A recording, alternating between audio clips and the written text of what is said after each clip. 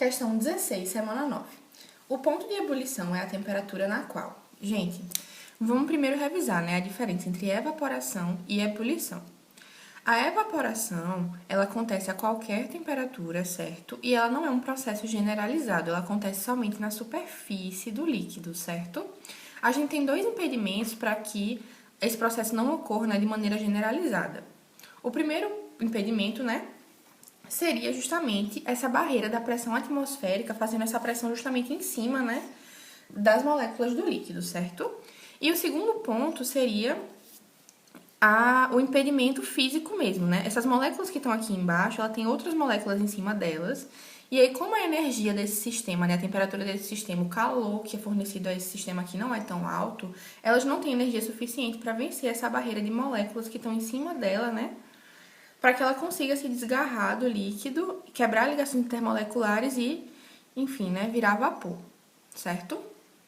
Então, é uma quebra de ligações intermoleculares entre as moléculas do líquido, né, que acontece somente na superfície. Já a ebulição é um processo generalizado. O que é que acontece na ebulição? A gente tem, né, um aumento de temperatura, e esse aumento de temperatura, ele vai aumentar essa pressão de vapor, né? Tanto no processo de evaporação quanto no processo de ebulição, a gente tem pressão de vapor. A gente tem pressão de vapor em praticamente tudo, por mais que seja muito pequenininha, certo? Então, assim, essa pressão de vapor, com o aumento da temperatura, ela vai aumentar até que ela atinge, né, uma pressão de valor igual ao valor da pressão atmosférica. Quando isso acontece, a gente consegue vencer, né, essa barreira da pressão atmosférica, certo? E aí, o líquido, né, venceu uma barreira, e aí a gente consegue ter esse processo de evaporação generalizada. A evaporação acontece somente na superfície, né? Mas a ebulição é um processo de evaporação que acontece no líquido todo, independente de estar na superfície ou não, certo? E aí, o líquido, né? Todas as moléculas do líquido vão conseguir quebrar suas ligações intermoleculares e virarem, né, vapor, se desprender do líquido. Vamos ler as alternativas. A substância começa a passar do estado líquido para o estado gasoso. Gente, na evaporação, né, a gente já tem substância passando do estado líquido para o estado gasoso. Então, isso não inicia na ebulição. Isso inicia antes da ebulição, certo? Acontece o tempo todo. B. A pressão parcial de vapor do líquido é igual ao do solvente.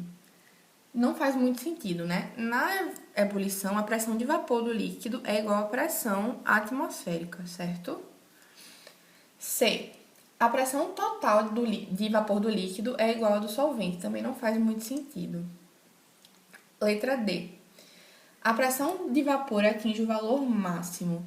Gente, se após atingir a temperatura de ebulição eu aquecer mais, a pressão de vapor vai continuar aumentando, certo? E vai passar a pressão atmosférica.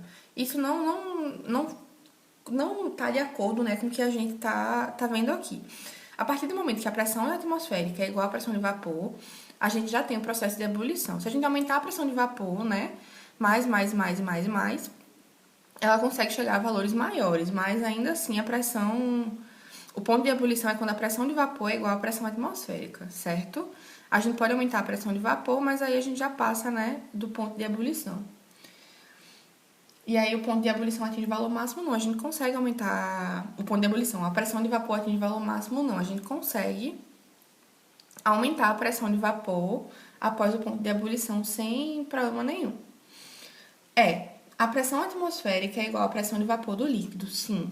Foi justamente o que a gente tinha, né, revisado aqui. Então, a letra E é a resposta, né, da questão.